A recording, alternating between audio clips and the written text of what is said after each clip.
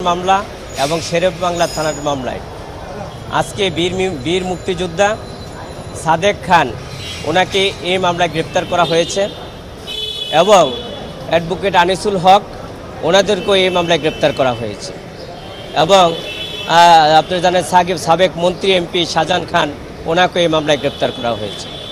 আমরা বিজ্ঞ আদালতে বলেছি যে বারবার এই মামলায় গ্রেপ্তার দেখানো হয়, বারবার রিমান্ড চাওয়া হয়, এতে আইনের পরিপন্থী, সংবিধানের পরিপন্থী, মানবাধিকারের লঙ্ঘন।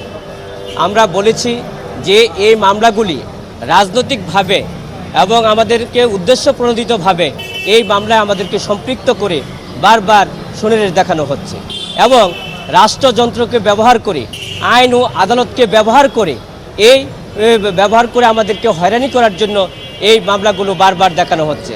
এতে করে আমরা মানবাধিকারের লঙ্ঘন হচ্ছে এবং আইনের যে সুশাসন সেটা প্রতিষ্ঠিত হচ্ছে না এবং আইনের যে সুশাসন সে থেকে আমরা বঞ্চিত হচ্ছি।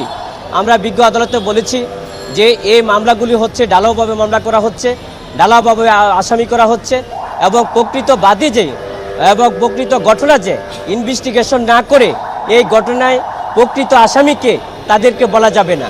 যতক্ষণ পর্যন্ত ইনভেস্টিগেশন করে প্রতিবেদন না আসবে ততক্ষণ পর্যন্ত আমাদেরকে এই সকল মামলায় আসামি বলা যাবে না।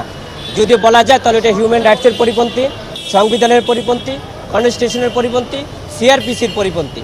বিজ্ঞ আদালত অত্যন্ত ধৈর্য সহকারে, মনোযোগ সহকারে আমাদের বক্তব্যগুলি শুনেছেন এবং বিজ্ঞ আদালতে বক্তব্যগুলি অত্যন্ত মনোযোগ সহকারে শোনার পরবর্তীতে উনি এই সকল মামলাগুলিতে সুনির্দেশ দেখিয়েছেন। বিজ্ঞ আদালতে আমরা চিকিৎসার জন্য পিটিশন দিয়েছি।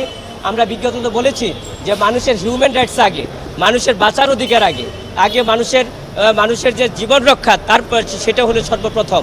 এটা সংবিধানে কনস্টিটিউশন স্বীকৃতি দিয়েছে, কনস্টিটিউশনে সেটা স্বীকৃতি দিয়েছে।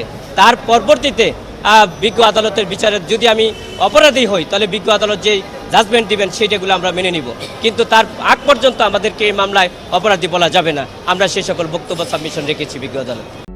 যদি চাও টেস্ট, স্বাদ হট টমেটো সস বেস্ট। স্বাদ হট টমেটো সস এখন নতুন স্বাদে।